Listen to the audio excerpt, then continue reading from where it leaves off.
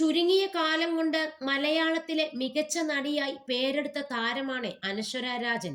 സിനിമയിലെത്തിയതിനു ശേഷം താൻ മറ്റുള്ളവരിൽ നിന്നും നേരിട്ട അവഗണനയെക്കുറിച്ച് സംസാരിക്കുകയാണ് അനശ്വര.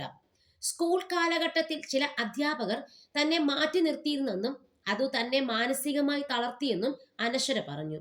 പഠനത്തെ സീരിയസ് ആയി കാണുന്ന തന്നോടെ ചിലർ പഠിച്ചില്ലെങ്കിലും കുഴപ്പമില്ലല്ലോ എന്നൊക്കെ പറഞ്ഞിരുന്നിട്ടാണ് അത് വലിയ ബുദ്ധിമുട്ടുണ്ടാക്കിയെന്നും അനശ്വര പറയുന്നു.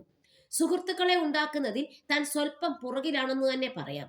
ആകെയുള്ള സുഹൃത്തുക്കളുടെ രക്ഷിതാക്കളോട് ടീച്ചറുമാർ തന്റെ കൂടെ കറങ്ങാൻ വിടരുതെന്ന് ആവശ്യപ്പെട്ടെന്നും അനശ്വര പറയുന്നു. ഒരു ഘട്ടത്തിൽ സ്കൂൾ മാറാൻ വരെ ചിന്തിച്ചെന്നും അത്രയ്ക്ക് മാനസികമായി തന്നെ തളർത്തിയെന്നും പറയുകയാണ്. അത്രയ്ക്ക് അറിയാവുന്നവരിൽ നിന്ന് തനിക്ക് നേരിട്ട മോശം അനുഭവം വല്ലാതെ ബാധിച്ചിട്ടുണ്ടായിരുന്നു.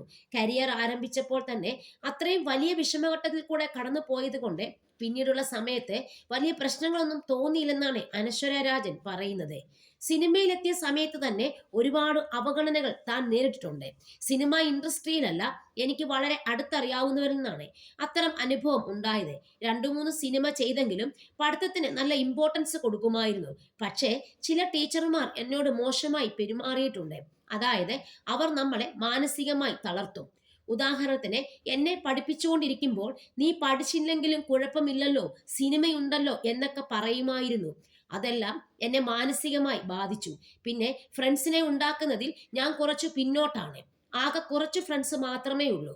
അവരുടെ പാരൻസിനോട് എൻ്റെ ചില ടീച്ചർമാർ അനശ്വരയുടെ കൂടെ മക്കളെ കറങ്ങാൻ വിടണ്ട എന്നൊക്കെ പറയുകയാണ് ഉണ്ടായിരുന്നത്.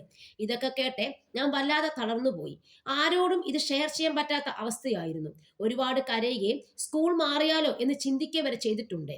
കരിയറിന്റെ തുടക്കത്തിൽ അത്രയും വലിയ ഇമോഷണൽ ബ്രേക്കിലൂടെ കടന്നു പോയത് കൊണ്ട് പിന്നീട് പലതും സിമ്പിളായി തോന്നി എന്നാണ് അനശ്വര രാജൻ പറയുന്നത്.